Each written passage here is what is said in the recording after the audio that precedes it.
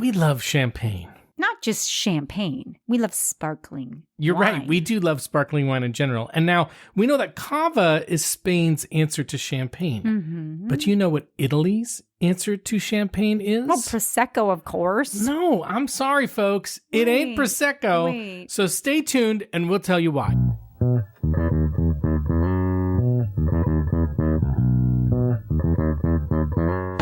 Hello and welcome to the Wine Pair Podcast. I'm Joe, your sommelier of reasonably priced wine, and this is my wife and wine pairing partner in crime, Carmela. Hi there. And we are the Wine Pair. Woo! If you're new to our podcast, here is a quick orientation.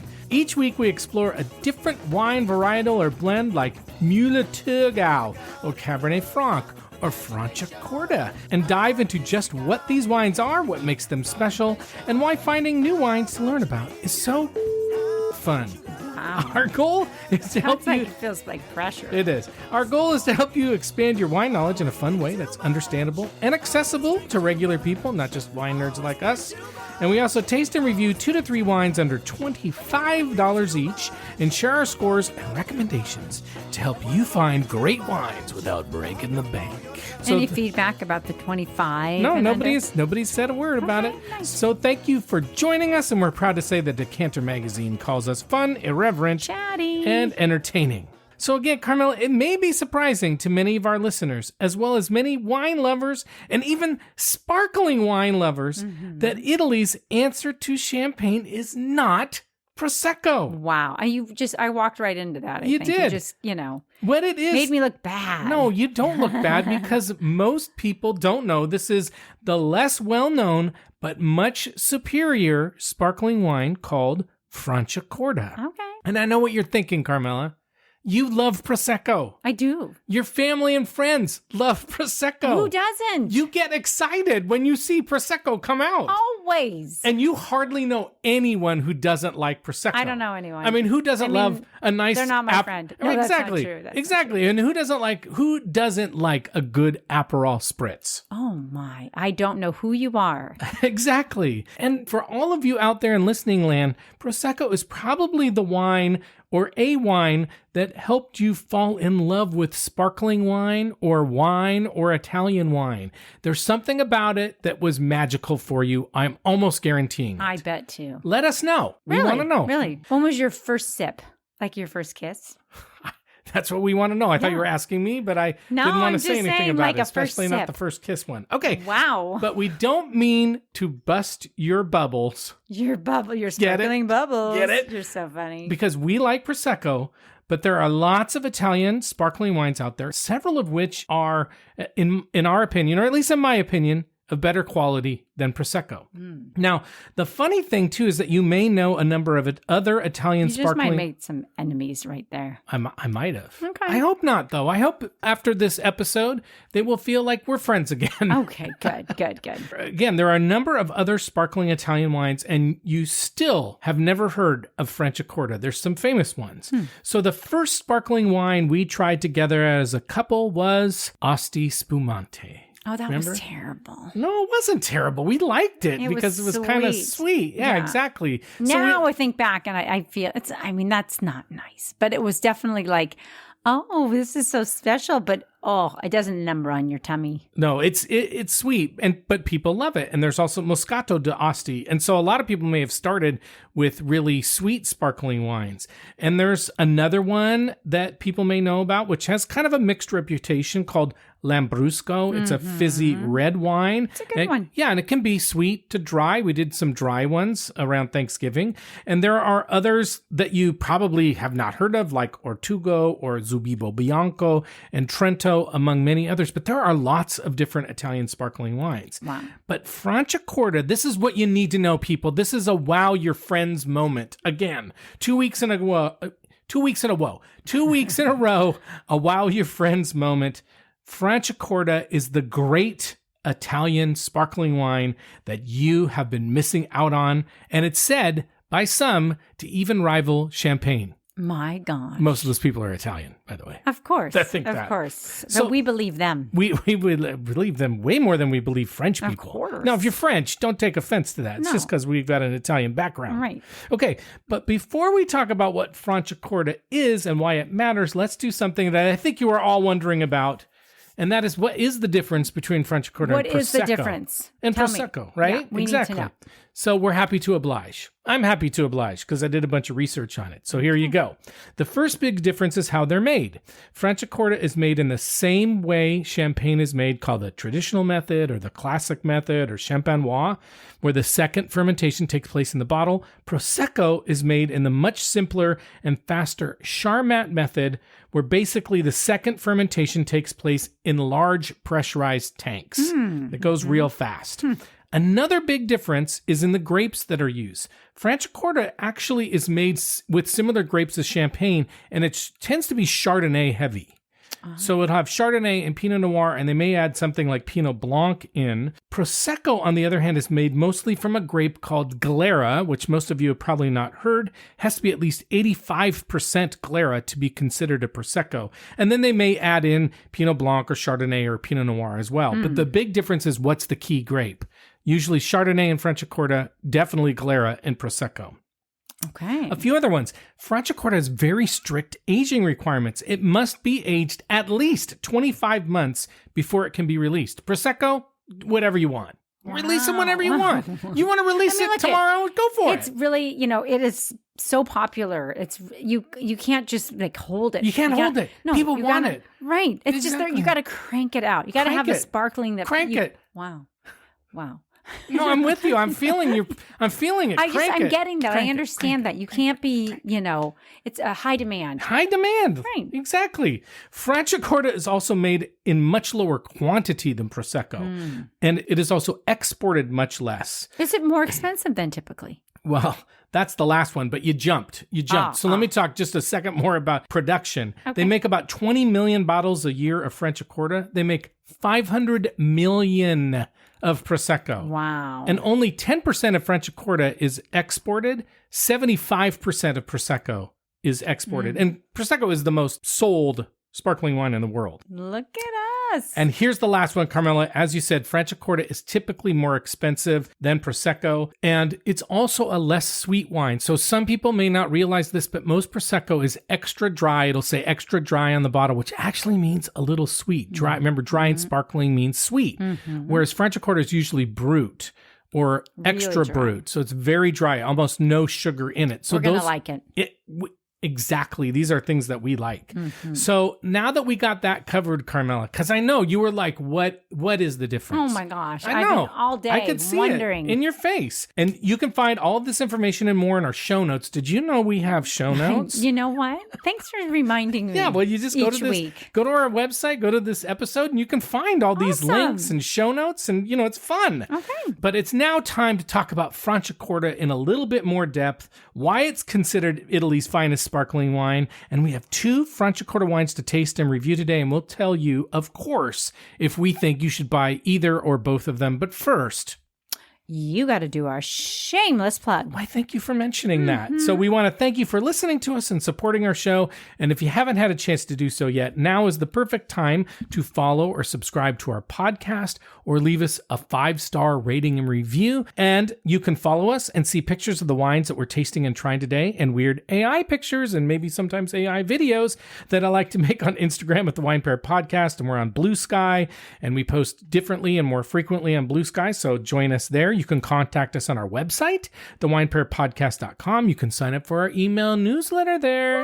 Woo! And we just sent it out. So if you missed the February 1 version, you can just email me at joe@thewinepairpodcast, and I'll send it to you. Nice. Personally. Oh, my Deliver it right to your inbox. Okay, good. I thought you were going to say right to your door. No, and I was inbox. like, buddy, you're going to be busy. Your inbox. And remember that we also have this little shop wine section where our top rated wines, you can click on links there and buy wines at different places like wine.com, and we get a little when you do. Kickback. But you don't spend any more. You don't even notice. You don't know. You won't know. It's good for us and good for you. And we want to make content that you care about and you like. So send us a note and tell us what you like and what you don't like. And if there's wines you want us to try or winemaking areas of the world you're curious about. So again, email me at joe@thewinepairpodcast.com. And a shout out to Christine T, who sent us a Bordeaux wine she liked. And a shout out to Chris, who DM'd us on Instagram. He's also here in Seattle, by the way. Oh, wow. Yeah, and he told us about some Torontes wines that he had recently liked, and he also told us about some restaurants that he had these wines at. Oh, so cool. now we got date night. I was just going to say Date night. And Valentine's Day is Wait, coming up. who do I need to thank? What's his name? His name's Chris. Thank you, Chris. Thank you. I don't know why I said thank you. I don't know. Okay. But anyway, as we do every week, we'll tell you someone we think you should recommend the Wine Pair podcast to, because that's the best way for us to grow listeners when you tell your family and friends about us. And this week, we want you to recommend us to anyone who loves Prosecco, but you think they need to branch out. Or anyone who thinks Prosecco is just not all that. Oh, so maybe they're searching for something else. They've tried Prosecco and they're like, I'm not that. Oh, mass produced. Exactly. I need something that's, Because Franciacorta may be the wine that turns them around. Wow. Okay. So, Carmela, let's find out just what the Franciacorta is. I'm ready. Okay, and I should have mentioned this earlier, but the wine is spelled Franciacorta. And so we need to do, again, a super quick Italian pronunciation lesson, because most people, at least in the United States, get it wrong. In Italian, when you see the letter C followed by an I or an E, the C is pronounced ch, like the word check, not S as it is in English. Just like you don't say, I want a cappuccino. Right. You say, I want a cappuccino. Yeah, people can get cappuccino correct, but a lot of times they can't get the other. Yeah, exactly. Okay. And so it's Franciacorta, not Franciacorta. It's Franciacorta. Right. All right. Thank you for that lesson. Yeah, now that that's out of the way, what do you say we do a little learning, a little edumacation? Let's do it. Okay, did you know, Carmela, that there are many similarities between Franciacorta and Champagne? Wow, now we're doing a little compare and contrast. That's right. Okay. Just like we did with Prosecco, we're going to do a similar thing with Champagne. What do you say? Let's do it. Okay, now like Champagne, Franciacorta can only come from a very specific area. So the wine is named for the area and not the grapes, which is not unusual for European wines. In this case, the wine is made in the Brescia province in the larger region of Lombardy, which is where Milan is. Right. So this is northern, this is northern Italy. The vineyards where the grapes that go into Franciacorta are grown are located between the southern shore of Lake Iseo and Brescia. Now, Lake Iseo you may not have heard of. Lake Iseo is actually between Lake Garda, which is a beautiful lake that we have been to. It's kind of near the Veneto region, and Lake Como. So you've probably heard of Lake Como. Right. So Lake Iseo is kind of between them, which is kind of beautiful there. I'm sure it's gorgeous. Yeah, I mean, it's in the Alps, right by the Alps. I mean, these are pristine, beautiful areas of the world that we need to visit, quite frankly. Yes. And the fact that it's by the Alps and near a lake actually makes a difference, because the grapes, that helps moderate the temperatures. And the soils are also, because they are near mountains, the soils are mineral rich in that area. That's good for wine grapes. Now, as we mentioned before, another similarity between Franciacorta and Champagne is the way the wines are made. So like Champagne, again, there's a base wine that they make first, just a regular old still wine. It's fermented in stainless steel or wooden tanks, but then there's a blending process. So the different wines that are still, like a still Chardonnay and a still Pinot Noir, they're blended together. And the wine, with this blended wine, is then bottled in a little bit of yeast, and sometimes some sugar is added, or sweet grape juice, or sweet, champagne or sparkling wine or something is added in there. And then the second fermentation takes place in the bottle that creates the bubbles that we all know and love. Oh, and so sounds lovely. That is one of the core reasons why Franciacorta is considered Italy's answer to Champagne, because they are more made similar than a Prosecco. Exactly. And a lot of people don't know that. Most people don't care that much, but interesting. It is a more challenging way to make wine for sure. Carmela, I mentioned this, but did you know there are pretty strict aging requirements for Franciacorta? I didn't until just about 10 minutes ago. Now you're sort of an expert on it. Yes. Now, the most basic Franciacorta, which is non-vintage, which is what you're usually going to find, it's the cheaper version. must age on the lees. And again, the lees is like the dead yeast, things that are left over from the fermentation process for at least 18 months. So that's a long time. That's a year and a half. And again, it can't be released for at least 25 months. Or what happens is just, it just gets a buzzer. And yeah, just, like when you go out of the grocery store and that thing kind of beeps. Right. When you've stolen something. Wow. Whoa. She is a shoplifter. Ladies and gentlemen, Carmela is a shoplifter. I don't know if you knew that about her, but she's but what I'm picturing is keep your purse closed when Carmela's around. Pickpocket. What? I don't know where this came from. I don't know either. Very strange. But what I'm thinking of is more like Willy Wonka when like the bad egg is sitting on That's what happens. And then like, they go, yeah, exactly. It's like it's bad and it makes a weird sound and then down the. And Veruca goes. Right. Exactly. She eventually did. She did. She's a bad egg. Yeah. So bad Franciacorta will just. They won't let it out. They won't even let it out. Yeah, it'll just... It goes into the dungeon. Okay. Exactly. Okay. Now, other variations of Franciacorta can spend more time on the lees. Vintage Franciacorta, it has to age for at least 30 months on the lees, and 85% of the grapes have to come from the vintage year on the bottle. So if it says a vintage year, at least 85% of those grapes have to be from that year. And Reserva Franciacorta has to spend at least 60 months on the lees. That's 5 years. Jeez, That's it's like a lifetime. No, it's not. It is. For some people, it's a lifetime. Oh, gosh. If you're 5 years old, hey, it's a lifetime. That's like not okay. Why is it not okay? If a 5-year-old has been alive for 5 years, that's their lifetime. Okay, I'm not saying they're going to pass away. I'm just saying that's as long as they've been alive. Okay. All right. That just painted a really like weird picture. That was a really weird picture. Okay, here's another fun fact. Let's get back to fun facts. Okay. You ready for a fun fact? Give it to me. Not talk about weird things anymore? Yeah. Okay. Like, what did you say? I'm a shoplifter? And then like you're a shoplifter. Fun fact. Of a 5-year-old. Here's another fun fact. What? Including I don't even know if maybe I should say no thank you. I mentioned this before, but it can come in a variety of levels of sweetness. Totally ignore that one. But most of the time, you will find it, as we said, brut or extra brut. Wow. And that, my friends, is important because that means, along with the acidity, that it's good with food. And we always say that sparkling wine, especially those brut sparkling wines, are underrated when it comes to eating food with wine. I don't know why I'm hesitating on that, but when you eat food, you should have some sparkling. It's good. Sparkling wine goes with a lot more foods than people. Right. People think of it again like a party wine or whatever. Exactly. We have it for like might sometimes just have that for dinner. That's it. Or just all day. Like that's it. That's all we have. Yeah. Sometimes it's like skip the water, drink. Skip the sandwich. Right. Just have some sparkling wine. Why not?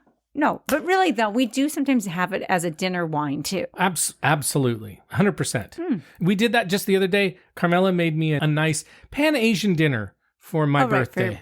Right. We couldn't quite call it one particular cuisine because we don't know what we're doing. But trying to at one point, and then I was like, we're mixing and matching here. We are mixing and matching. And guess what we had to drink along with it? Well, I was there. It was Franciacorta. Yeah. That's what we had. It was amazing. So there you go. Uh-oh. Also now, Franciacorta has the DOCG designation, which is the highest quality rating recognized by the Italian government.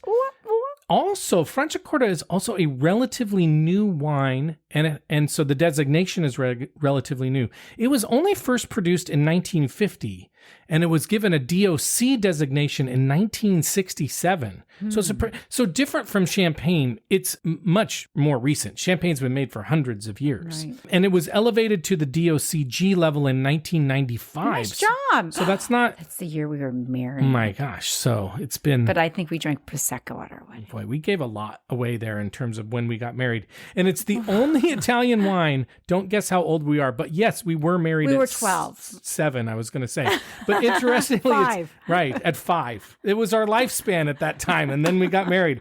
Okay, so interestingly, it's the only Italian wine that doesn't have to declare the DOCG status on the label. There's always that little label. Why not? You know why? Because it's special. It's just that good. It's special. It's just that good. Yes. Now, Carmela, I'm sure you're asking yourself this. Because I know the folks out there in listening land were asking this too. Really? Hey, there are a lot of similarities between Champagne and Franciacorta, but are there differences? Well, we were going to do a compare and contrast. So now comes the contrast part. Give it to me. The region that Franciacorta is from is warmer than Champagne and has different soil, so that will impact the flavor and the acidity of the wine, even if they use the same grapes. Franciacorta is often considered a fruitier, riper, and bigger and more floral wine than Champagne, and sometimes softer and rounder as well. Champagne is often considered sort of austere and has higher acidity. And now I tend to like austere wines. That's a fancy way of saying like they're not overpowering. They're a little more sophisticated. Yeah, well, I think they also tend to be more tighter wines. I think that's the way to say it. But so if you like those kinds of wines, like fruitier wines, and you haven't liked Champagne, you've been like, I don't know what the big deal is about Champagne, you might really like a Franciacorta. Champagne, as I mentioned, has been around a lot longer. They also make a lot more wine. They make 320 million bottles of Champagne every year, again, against just 20 million for Franciacorta. And while it's less expensive than Champagne, it's still not considered an inexpensive wine, although we have a few relatively inexpensive versions to taste today. But in general, Franciacorta is considered an elegant and complex wine, sort of like you. Really? I was just going to go. I usually say me, but that's you know. what I was waiting for. That's why I said me. I'm not saying that about myself, actually. Well, no. I just was trying to counter you because you're always like, me, I'm so sweet. I know, but it's coming close to Valentine's Day, so I just want to butter you up a little bit. Oh, wow. Okay, so on that note. I'm confused. Don't be confused. Okay, so on that note. No, don't be scared. Maybe you should be scared. On that note. I'm out of here. Okay, bye-bye. I think it's time to learn a little bit more about the specific wines we're drinking today. What do you say? Let's do it. Okay, so the first thing I have to say is the wines that we have chosen for this episode are under $25 each on average. Okay. But one of them is much less expensive than the other, and at least one of them should be relatively easy to find because I bought one of them on wine.com, and the other one I got at an online wine shop that we have shopped at for a long time called Garagiste, which is actually located here in the Seattle area. Seattle, yeah. Yeah, and they do limited runs, like sometimes just for a day. They'll have like a special wine. And so you can't get it there anymore, this specific wine that I got, but you should be able to find it online. Have you had this for a while? We just got it like during the holiday season. Oh, okay. But again, always ask your local wine shop to find it for you, and they'll be able to get Franciacorta no problem. Nice. And Franciacorta, it's not the easiest wine to find, but if you find a wine shop that specializes in Italian wine or has a good Italian wine selection, you should find it. A lot of times, higher-end Italian restaurants will also have it. And when I see a Franciacorta at an Italian restaurant, it just calls your name. I'm buying that sucker. Wow. Exactly. Okay. So let's start with a less expensive wine. At least I got this one for a good price on Garagiste, and it's called the Contadi Castaldi Franciacorta Brut, and it's gotten several good ratings over the years from reputable reviewers like Wine Spectator, and also less reputable ones like James Sucky Suckling. Ooh, okay, ooh, there you go. Poor Now, James. I know. The text sheet says this wine is a blend of 80% Chardonnay and 10% Pinot Nero, which is the Italian way of saying Pinot Noir, and then 10% Pinot Bianco or Pinot Blanc, right? The wine was harvested in late August and early September. It's soft pressed, which I always think is nice. Why not just soft press it? Right, be easy on those grapes. It's inoculated with selected yeast. That means it's not natural fermentation. They give it yeast. Okay. Yep. And it's fermented 20 days in stainless steel, and the wine goes through partial malolactic fermentation, which is a process that reduces acidity. And remember, I said that this wine tends to be softer or rounder. That will make it a even more round wine when you do malolactic fermentation. Okay. So it should be pretty smooth in the mouth. And it's first aged for 7 months with part of the wine in stainless steel and part in barriques, which are small oak barrels. And then the wine is bottled and aged on the lees for 20 to 26 months. So there you go. Wow. I don't have a lot else to tell you about the wine other than the winery was founded in 1987, and the building the winery is in is a converted brick firing furnace, which I think is kind of cool. So evidently, pictures of that? No, I don't. But well, you can go on their website and you can see them. I don't have them, but you can look for them, and I have links to their website. But in the Brescia region where these wines are made, that was actually kind of a factory or manufacturing area of Italy, at least at one period of time. Yeah, the north always was the more industrial area of Italy. The south, much more agricultural. Got it. Now, the next wine we're going to taste and review is the Berlucchi. A lot of people would say Berlucci, but it's CCHI. That is actually in Italian. The tricky part is when it's CI, it's ch, but when it's CH, it's k. So just sorry to confuse you. It's the Berlucchi Franciacorta 61 Extra Brut, and this was the more expensive one, but it also had a number of good reviews, and the text sheet says that it's 85% Chardonnay and 15% Pinot Noir. So still, again, heavy Chardonnay. The winery says they gently press the grape clusters. Again, so it's nice. Oh, they're being nice really to these caring grapes. for these grapes. And then they say they fraction the must. Oh, this is a new one. I know, so I had to look that up. We're always finding these terms. We're like, what? And I don't mean must. I know what must means. It's the fractioning. I'm like, fractioning. What does that mean? Fractioning, like fractions? Yes. They're so like the simple. separating them into. You're really going to get it in a minute. Not get it. Not like I'm going to, punish you. But like, you're going to get this concept in a minute. Buttering me up for Valentine's Day, and then you're like threatening to. I'm like, not give threatening. It to me. I'm not threatening. The simplest way I can explain it is that during the pressing of the wine, there are different portions of juice that are extracted. And this will make sense to you because you're a cook and also because of olive oil. So for example, the first pressing of the grapes is called free run, and it's considered the highest quality, and it's the juice that's naturally released from the grape. So Free again, run! yeah, but it's kind of like olive oil, right? You want the best is the first cold press. Yeah. So this is the first pressing or fractioning of the juice. Nice. Then the next pressings or fractions require more pressure to get the juice out, right? So like you're trying to squeeze a lemon, right? And the first bit, you can squeeze it. And then you got to really just like grind on that thing. Speaking of Valentine's Day. Okay, and these pressings are where other weird. And these pressings are where other I'm getting compounds mixed messages, sorry. there are no mixed messages. There's only one. And other compounds come out like color and tannins, and again, a link to an article in the show notes. But that's what happens when you grind stuff. Okay, but I digress. I don't know. Now I'm freaking out. Her face just turned white, I think. Okay, so back to the winery. They do the first fermentation in steel vats. Then in the spring, after harvest, they blend the wines and do the second bottle fermentation on the lees for a minimum of 24 months, and then another 2 months after disgorgement. Disgorgement is when they take the cap off, they let out the yeast, and then they cork it. Yeah, this is just exhausting. I know. It's hard. It's hard. Yeah. It's hard work. Wow. Not going to comment on that one. This winery was an early producer of Franciacorta. They started making it in 1961, so before it even got a designation, and they're considered one of the pioneers of the wine. But you know what, Carmela? I think that's enough information. We've got some Franciacorta that we got to drink. Yeah, and I'm just a little worried about this whole practice here. Wow, all this practicing. Okay, it's time to practice, people. We've already practiced. We have 3 children. Okay, it's got really. Knew you were going to go there, but I'm worried. I'm sorry that you did. Okay, but anyway, if you have a sparkling wine, particularly a Franciacorta, drink along with us. You get participation points, and remember, you turn in those participation points for free stickers. Yeah, we got free stickers. Still haven't heard if you receive your stickers, so let us know. Right, but are we still getting requests for them? Yes, we are. Oh. But just send me an email at joe@thewinepairpodcast.com with your mailing address, and I'll send you some free stickers. Nice. But we're going to take a break, and we'll be right back.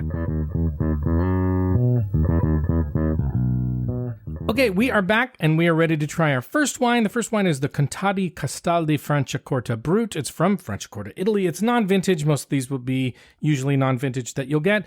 It was $14.91 at Garagiste. 91 I know, cents. weird. 12.5% alcohol, 80% Chardonnay, 10% Pinot Noir, 10% Pinot Nero, 10% Pinot Bianco. James Suckling gave it a 93. Robert Parker gave it a 90. She's coughing. Wine Spectator gave it an 88. Wine Enthusiast an 85. And Vivino had a 3.8 rating. But let's talk about the color first. Okay, wait. So many bubbles, number one. It's very bubbly. It's so bubbly. We didn't actually catch it in time, but it was almost like a root beer float on top. It was foamy. Yeah, it was weird. It was very foamy. I don't know why that was, but it was super foamy. The color is light. It's almost like a pear, I don't know why, like a pear juice kind of it's pretty. color. I actually think it's very pretty. Yeah, it's like a light gold, a very light gold. It looks fancy.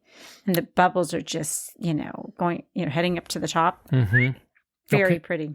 Okay, let's, what are you smelling? It's yeasty. Yeah, very yeasty. Also a little bit of like soap, like a Dove soap though. Well, they Like, do say floral. They Yeah, do say there's it's floral. something like, so, I mean, some apple too. Apple or Definitely pear. Apple, yeah. And, but I had a little hint of this soap for me. I'm getting a little bit with the yeast. I'm getting like a little bit of apple pie. Like Yes. it smells a little apple Yeah. pie to me. Yep. It kind of almost is like a brioche though, too. Yeah. I feel like there's something like a sweet pastry bread. Mm-hmm. Like a, You don't think apple pie is sweet? Yeah, Yeah. for sure. No, I'm with you though. Brioche No, is good. absolutely. Yeah. I mean, for sure, apple pie. Mm-hmm. And it's almost like a little bit of even vanilla, maybe. Okay, Or- yeah, I think I'm getting a little bit of that too. And just a hint of lemon. Okay. Like I'm getting just a Yes. hint of lemon, Yeah. citrus in there. Well, let's try it. See what we think. Ooh, nice. It's really good. It's very good. It could be very dangerous. Wow. I'm trying to tell if I can get the roundness in the mouth. I would say it's not like a super round wine, but it's not sharp. Almost like refreshing for a wine. It's very nice. I do find that Franciacorta has kind of a different taste to it than a lot of times champagne or sparkling wine. There's something more fruity. Like I know they said this, but there is something more fruity about it. I Like agree. it's very appley. Almost there's a little bit of like peach or melon or something on it. It's very fruity. Yeah, it's not. And the other thing is it's, I can tell that it's round because there's no bitterness on it. There is almost none. No, I feel like you're not getting that end, at the back of your mouth kind of bitter bite on this. It's smooth. It's very smooth. It is I think it is a different sparkling wine. Like it's also not quite as clean. Some sparkling wines are super clean on the end. It's got, it's got a little lingering. It's got flavor. Yeah. I like it. It's a little bit like, there's a little bit of like saline on it too. Ooh, I like that. I do. I think there is some like salt or something and maybe a little bit of minerality, but a little bit of like the kind of like stone Sure. kind of flavor on it. And we'll do a mini-sode at some point around minerality. Very interesting, very controversial. The term. Wow. People don't agree on it. Let's just put it that way. Okay. What food would you have with this Franciacorta? I think you could do so much with this. It would be nice with really any part of the meal. I mean, I feel like you could definitely this could definitely be like an appetizer, puff pastry. Oh, it'd be so good with a Brie. brie in a pastry. Yep, a puff pastry wrapped brie. Fondue. Fondue. Don't would be fondue with it. So good with Cheese. This Lots would be of real Italian. good with cheese. And this would do really well with like it would do well with a soft brie or even like a stinky, sharp cheese too. This would hold up. But I agree. And you could do this with the pesto. You could do it with the, but I even, I have this thing in my head right now when like shells filled with ricotta, right? With a white sauce though, more than a red sauce. I think you could do a red sauce with Okay, it. I really do yeah. because it's not super acidic. True. Be delicious. So like a shell, would you do like a lasagna then with it too? Lasagna with some bechamel. Oh, baby. Would be really good. baby. Oh my gosh, that sounds delicious. Sometimes your brother will make pasta dish and he'll just put a big old dollop of Ricotta? on it. Oh, it's so good That with would this. be really tasty. But also like white meats, pork, that kind of Right, stuff. a would taste really nice good. stuffed chicken Oh, would be boy. good. Oh boy, really good. Oh boy. Yeah, no, really. Like if you rolled chicken with Roll it up. with cheese, prosciutto, even, Sexy. and had a yummy, like pesto That or is white sauce over it. Sexy. I'm getting hungry. Oh, me too. Okay, let's rate this wine. Okay. As a reminder on our rating scale, we rate on a scale of 1 to 10. We don't give half points. 7 and above means we'd buy it. 4 and below means we're going to pour it down the sink. 5 or 6 means it's good. We're going to drink it, but we're not going to buy it. And what rating are you going to give this wine? Wow, it's a good wine. Mm-hmm. It's right up my alley. Mm-hmm. I mean, at least an 8. I'm at least giving it an 8. Really? Yeah. What are you giving it?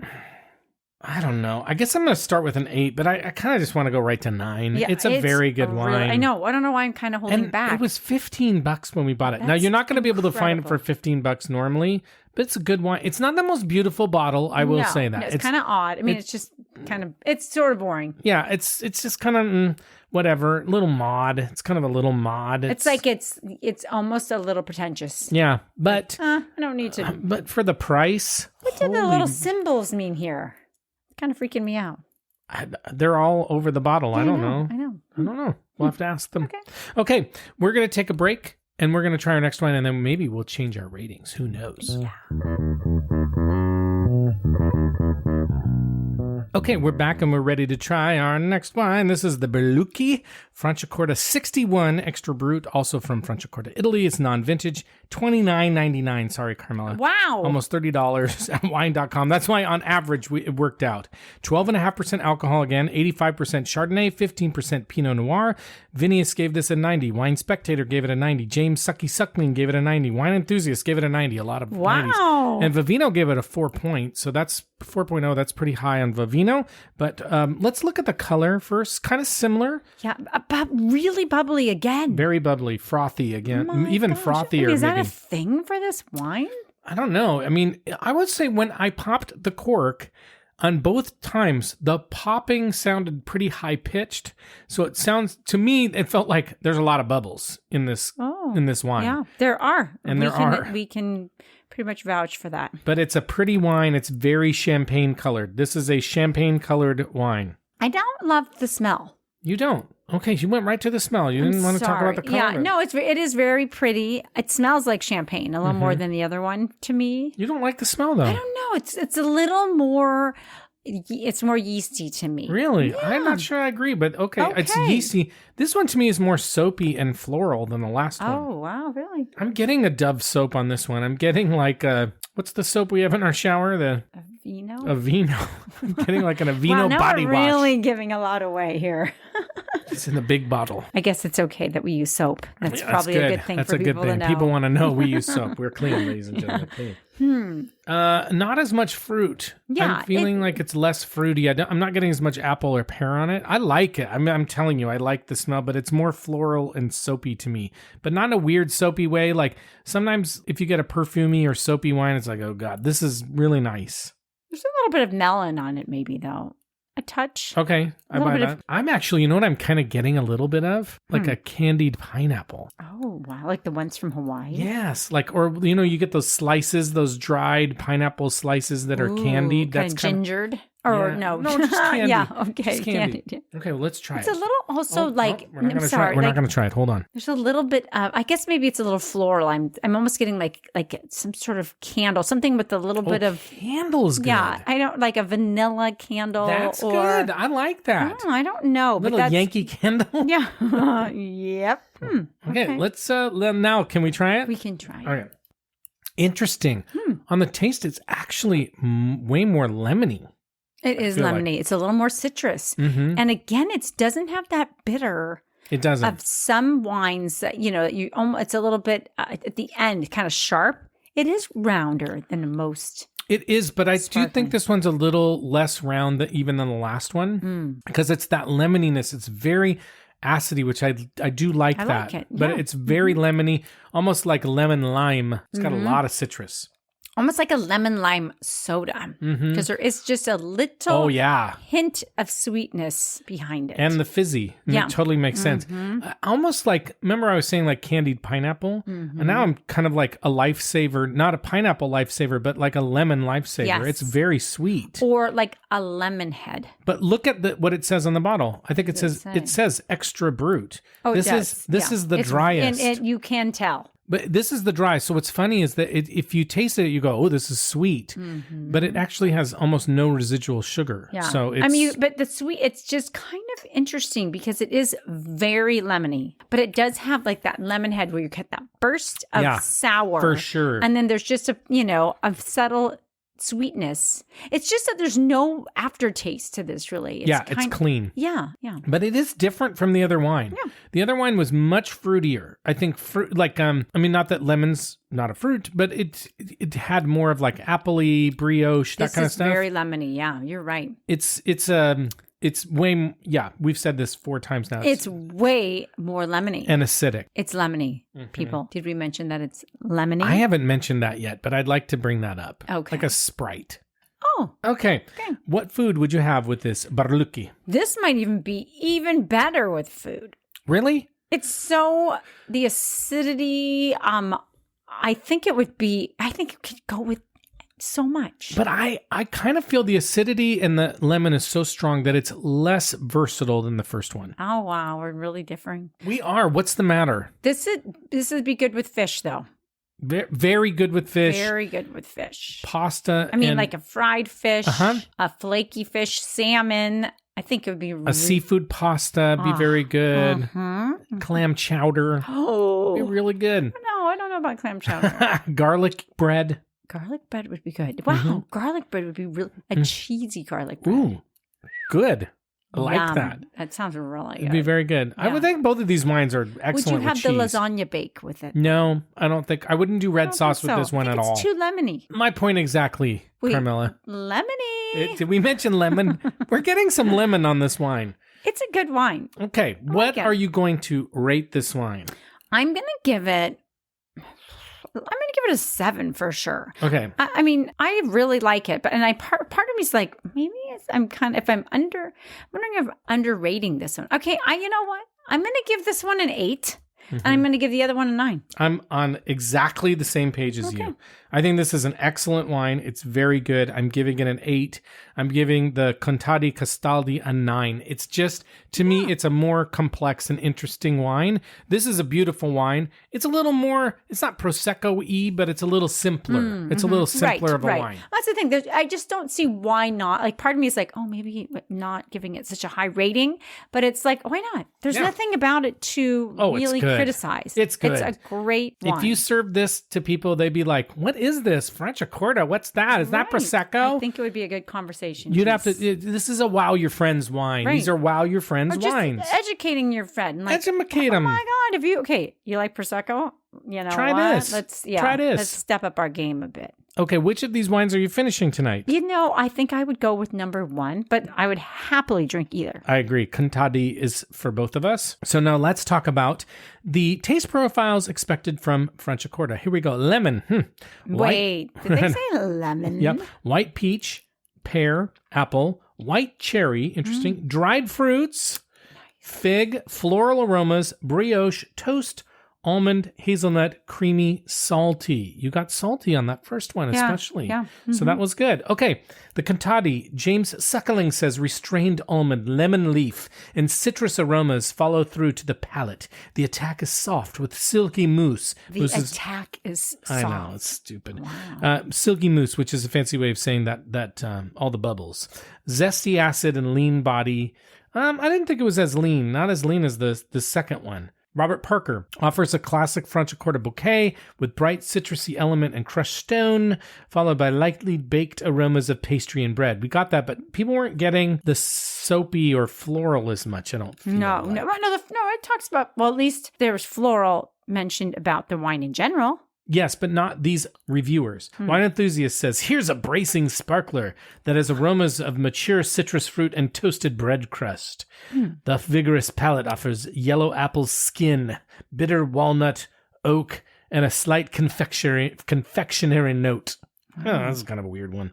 But you don't know sometimes exactly what year they're talking about either. True. That's the problem when you have a non-vintage wine. Okay, Berlucchi. The winery said this fun and lively sparkler offers citrus fruit and a crisp, clean finish. Couldn't have said it any better. Right. It's perfect description. Nice job. Vinia says balances vivid Asian pear and lemon oil. That's good. Oh, with an I enriching, like with an enriching hint of toasted brioche that nicely embellishes the bouquet. This is supple and pleasing with each sip. A core of citrus singed acidity balances its pleasant inner sweetness. Nuances of young peach and inner florals resonate throughout. It leaves the palate perfectly reset for another sip as nuances of almond paste and salty mineral linger. Don't ever forget your first sip. And Wine Enthusiast says tart orchard fruits. I didn't get that as much. Greet you from the moment you pop the bottle. I disagree. I didn't think this had a lot of orchard fruits. That's like apple and pear and that kind of stuff. Elegant and pretty hints of citrus blossoms, lemon zest, and freshly baked bread complete the nose. The palate is bright and focused with zesty lemon and green apples shining through with a long finish of defined minerality at the end. I actually found more minerality in the first one as well. I think so too. But yeah, look. Lemon. Lots of lemon. Lemony. Carmela, what is your take on Franciacorta compared to Prosecco? Are we going back? I to hope Prosecco? so. No, I'm saying, are we going back to Prosecco? Oh, I thought you meant the region. No, like, well, I mean, I don't know. I'll be honest with you. We may not have to go back. Not that I don't love it, but look. Well, I'll be honest with you. I'm kind of over Prosecco. I don't like it all that much, and it tends to be a little bit sweet for me. When people want to serve it to me, I'm like, if it's not Brut, I'm not going to drink it. Wow. I don't. Wow. I'm not. If it ain't Brut. If it's, don't fix it. What? No, but if it's not in a spritz anymore, kind of don't want it. Yeah. Kind of don't want it. It is good in a spritz, but this is real. Like, this could be the new Prosecco. It's better than. It's a little more expensive, but it's definitely That's the only thing. If you're having a large crowd, maybe you would go with the Prosecco still. But I'm wondering if this is on the menu. Let us know. If you try Franciacorta, let us know. Are you going back? Are you going back to Prosecco or not? We want to know. Let us know. Inquiring minds want to know.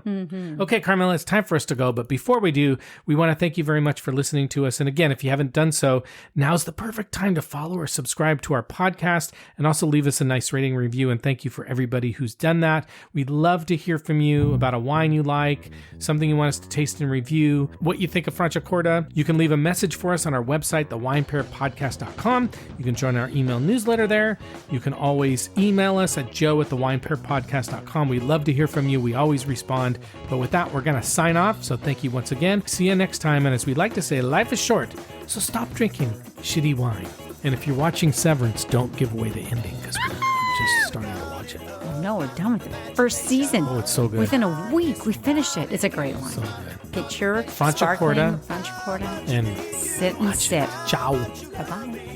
And the happy ending at the end of our story. Always think too much, always drink too much, always pray too much, always play too much, and when I'm with you too much.